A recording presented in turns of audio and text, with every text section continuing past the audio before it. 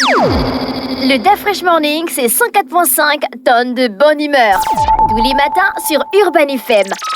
La meilleure radio de la capitale. La meilleure radio de la capitale. Vous êtes sur Urban FM 104.5, la station urbaine dans le DAF Fresh Morning avec René Ruth.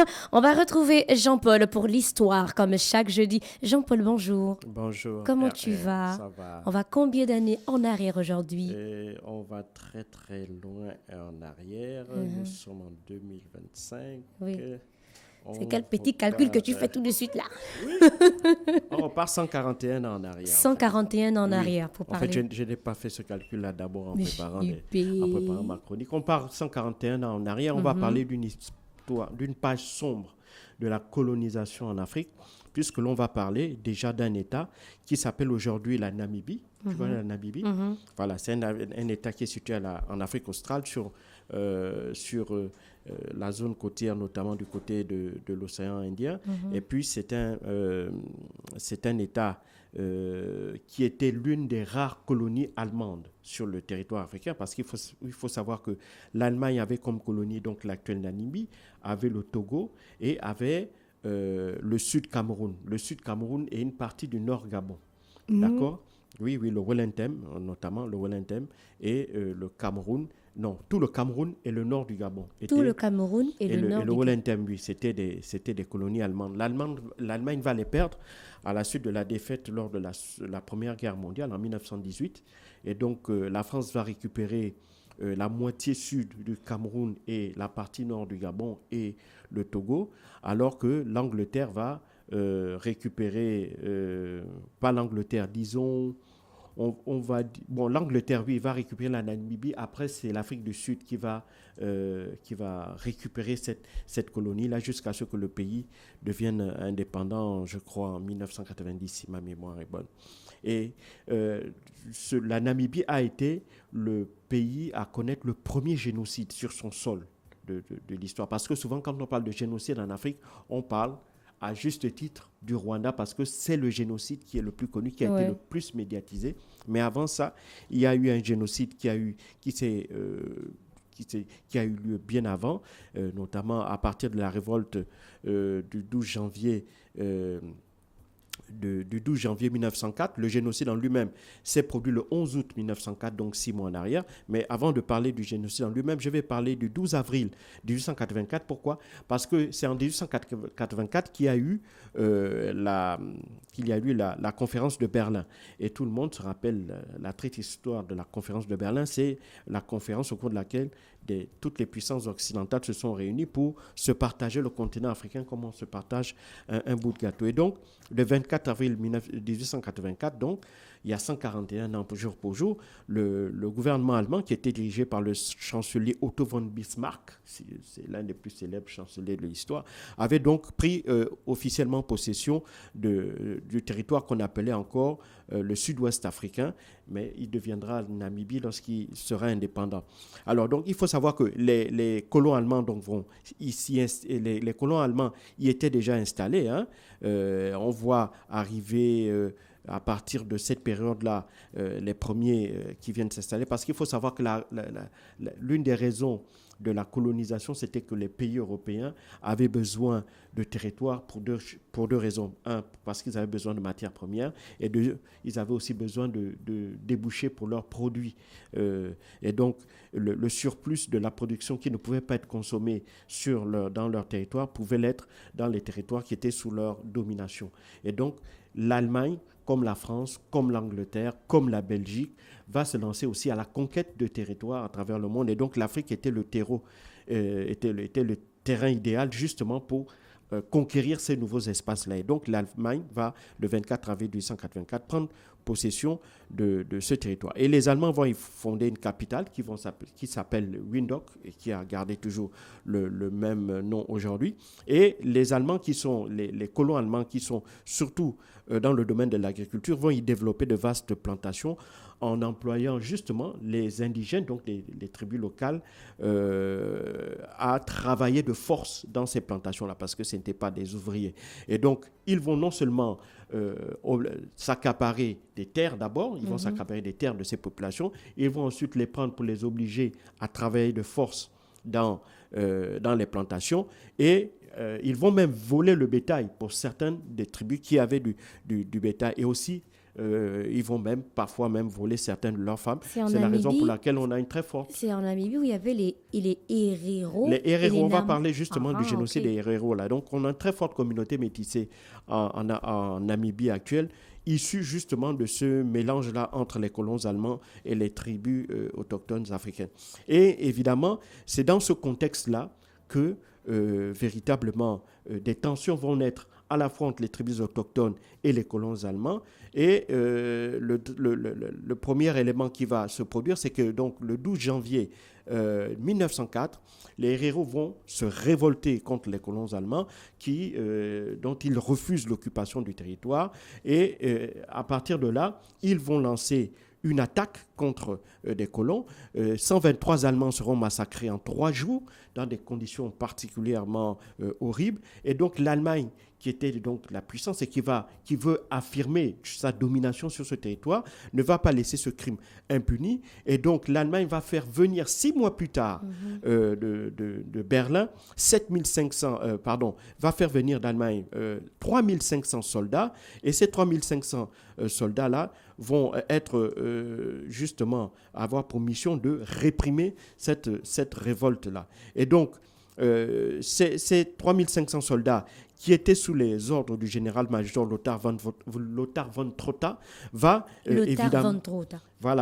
décider d'encercler les tribus Herero qui étaient installées dans la partie de la Namibie qu'on appelle le plateau de Waterberg. Et à partir de là, il y avait à peu près 7500 Herero qui vivaient là à l'époque. Donc les 3500 soldats vont encercler les Herero et vont faire feu grâce à leurs armes puissantes. Et donc plus des 2 tiers vont être décimés ce jour-là.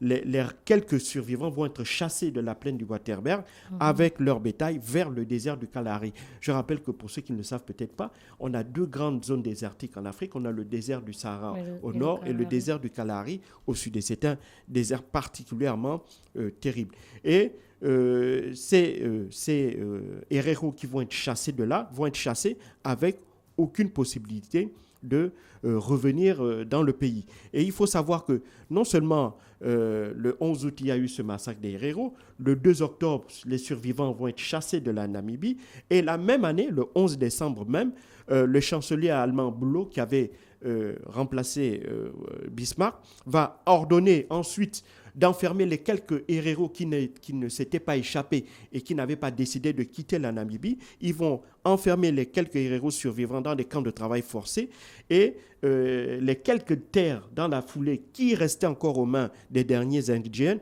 seront confisquées et mises à la disposition des Allemands. Et donc, il faut savoir que durant les 3 années qui vont suivre, les quelques Herero qui étaient dans les camps de concentration, il faut le dire, c'était des camps de concentration, vont succomber par dizaines de milliers, à la suite aussi de successions de répression et à la suite de combats aussi qui vont être menés contre quelques révoltés face aux soldats allemands. Et bien entendu, la famine pour ceux qui sont poussés vers le désert de Kalahari va aussi exterminer une bonne partie d'entre eux. On estime que à l'époque, les Herero qui étaient, avant l'arrivée des Allemands, évalués à près d'une centaine de milliers d'habitants, après cette répression-là des Allemands qui va durer de août à décembre 1904, eh ben, la population des Herero en Namibie va passer de plus de 100 000 à seulement 15 000 habitants. Oh. Et jusqu'à présent, cette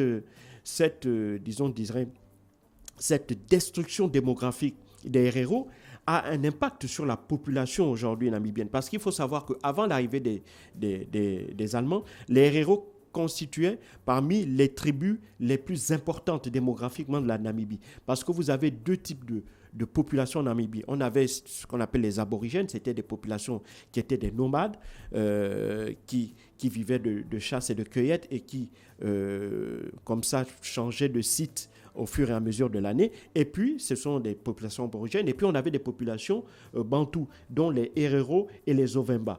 Et les Herero vont être quasiment disséminés, alors que les Otentos et les Ovemba, eux, ne vont pas être attaqués, mais pour la simple et bonne raison que les Allemands ne vont pas s'en prendre à ces ethnies-là parce que ce ne sont pas elles qui avaient attaqué leur groupe le 11, c'était pas eux qui les avaient attaqués, c'était le 11 août 1904. 1904. Voilà, donc ce ne sont pas, ils ne s'en étaient pas pris aux colons allemands, et donc les colons allemands en représailles ne vont pas aussi Et qui dirigeait la s'attaquer. Namibie à cette époque? Non, la Namibie était sous... Ou bien c'était le C'était- sud-ouest africain allemand. Voilà, ça s'appelait le sud-ouest africain allemand. Après, ça va devenir Namibie quand le pays va obtenir son indépendance en 1990. Mais jusqu'à présent, la question de la reconnaissance de ce génocide-là va se faire évidemment quelques années plus tard, puisque ce n'est que au début de... Ce n'est que lors des années 80, lors des années 2000, que pour la première fois, l'Allemagne va reconnaître de ce fait qu'elle a commis, bon, ça dépend. Angela Merkel va reconnaître le génocide, mais les prédécesseurs d'Angela Merkel ne reconnaissaient pas le génocide, ils reconnaissaient le massacre. Et l'un des problèmes justement, c'est qu'au niveau du droit international, le massacre des Herero n'est pas reconnu comme étant un génocide. Pourquoi? Parce que dans la définition du génocide, il faut que l'on s'en prenne à un peuple uniquement parce qu'il appartient du fait de son existence, de son identité, et surtout avec la volonté de l'exterminer sans aucune autre raison. C'est-à-dire qu'on s'en prend à un peuple juste parce qu'il existe. On veut l'éradiquer. Or, pour le cas des Herero, selon le droit international, ces derniers s'en étaient d'abord pris aux colons allemands, et ce n'est qu'en représailles que les colons allemands ont décidé de les massacrer. Même si ils reconnaissent que, bien entendu, les mesures de représailles prises par les Allemands étaient totalement disproportionnées, parce qu'on l'a vu, seulement 123 Allemands ont été tués au départ, contre plus de 85 000 ou voire 90 000 Herero, et sur une période qui va prendre plusieurs dizaines d'années. Donc on voit bien là que effectivement il y a une disproportion par rapport à la réponse que les Allemands ont apportée suite au massacre de certains de leurs concitoyens en 1904, le 12 janvier 1904. Mais à partir de là, évidemment, la question de savoir est-ce qu'il faille indemniser les populations? Oui. Et depuis... Il ne disait pas qu'il devait verser 1 milliard?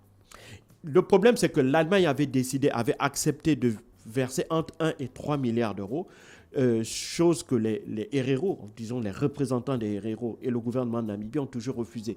Parce qu'ils estiment que exterminer 80 ou 85 000 personnes, on est au début du XXe siècle, aujourd'hui les Herero seraient peuplés de plusieurs millions d'habitants, un peu comme les Ovimba et les Otinto. Or, aujourd'hui, les Herero n'atteignent péniblement, mais n'atteignent pas le million d'habitants, c'est-à-dire qu'il y a un déséquilibre démographique qui est au désavantage des Herero du fait du massacre qu'ils ont subi de la part des Allemands. Et donc cette question-là, c'est une question mémorielle qui envenime toujours les relations entre la Namibie et la France. Mais ça, c'est pas la Namibie et l'Allemagne, pardon. Mais ça, c'est pas la question la plus importante. La question la plus importante et qui est la plus épineuse, c'est qu'après l'indépendance en 1990, les terres qui avaient été confisquées aux Ovimba, aux Herero, aux Otinto n'ont jamais été rétrocédées à ces populations-là. Ce sont toujours les descendants de colons allemands qui sont les propriétaires de la plupart des terres et surtout des meilleures terres, les terres qui sont fertiles de la Namibie. Or, la Namibie, c'est un gros producteur agricole, notamment en Afrique australe. C'est un gros producteur de céréales, c'est un gros producteur notamment de produits de bovins et des ovins, sauf que ces domaines-là, agricoles-là, si vous voulez, les grands industriels, les grands propriétaires terriens, les grands propriétaires agricoles, ce sont toujours les descendants des colons allemands. Et donc, jusqu'à présent, évidemment, il y a eu une tentation, et ça commence à guetter de plus en plus l'Afrique du Sud et la Namibie, c'est la question de la rétrocession des terres des colons vers les populations noires. Si au Zimbabwe, sous Robert Mugabe, on avait pris des mesures drastiques, c'est-à-dire qu'on avait arraché ces terres-là aux descendants britanniques et ensuite on les avait aux descendants des colons britanniques et hollandais et on les avait rétrocédés aux Noirs, sauf que après, si tu veux, dans la gestion de ces de ces terres-là, les choses se sont très mal passées. Pourquoi? Parce qu'on a pris des terres et on les a données principalement aux leaders de la ZANU-PF, c'est le parti au pouvoir, le parti qui avait justement mené la lutte pour l'indépendance du Zimbabwe. Et c'était des gens qui n'avaient aucune compétence en matière de gestion d'exploitation agricole. Et donc, ensuite, ces exploitations agricoles sont tombées quasiment en désuétude et ça entraînait un effondrement de la capacité de production agricole du Zimbabwe. Donc, le Zimbabwe, qui était le grenier, si tu veux, de l'Afrique australe, va être ensuite dépassé par l'Afrique du Sud qui va prendre les devants du fait de cette mauvaise gestion des exploitations agricoles qui étaient tenues par les descendants des colons britanniques et hollandais. Or, la Namibie essaie un peu d'hésiter, et c'est un peu le même problème avec les États-Unis. L'Afrique du Sud a décidé de revoir la loi sur la répartition des terres et essayer de permettre justement à ce que certaines terres soient que certains colons blancs, enfin, que certains blancs sud-africains soient expropriés, ce qui lui vaut la colère notamment de l'administration Trump, parce qu'il faut savoir qu'autour de Trump, il a des collaborateurs qui ont financé sa campagne et qui sont originaires d'Afrique du Sud, dont le plus emblématique est Elon Musk. C'est Elon Musk et certains autres milliardaires sud-africains qui travaillent avec Donald Trump, qui ont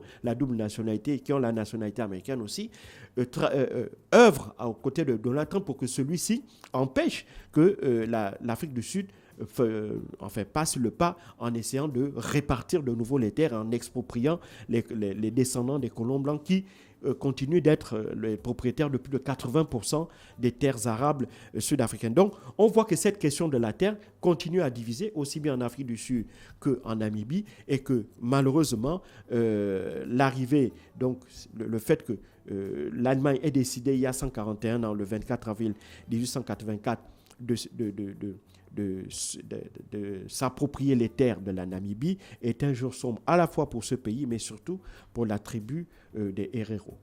Merci Jean-Paul pour sa rubrique Histoire. Donc, il revenait aujourd'hui sur le génocide qui a eu lieu au sud-ouest africain allemand, devenu aujourd'hui la Namibie. Retrouvez sa rubrique sur la chaîne YouTube de la radio Urban FM 104.5, la station urbaine. Le Dafresh Morning, c'est 104.5 tonnes de bonne humeur. Tous les matins sur Urban FM. La meilleure radio de la capitale. La meilleure radio de la capitale.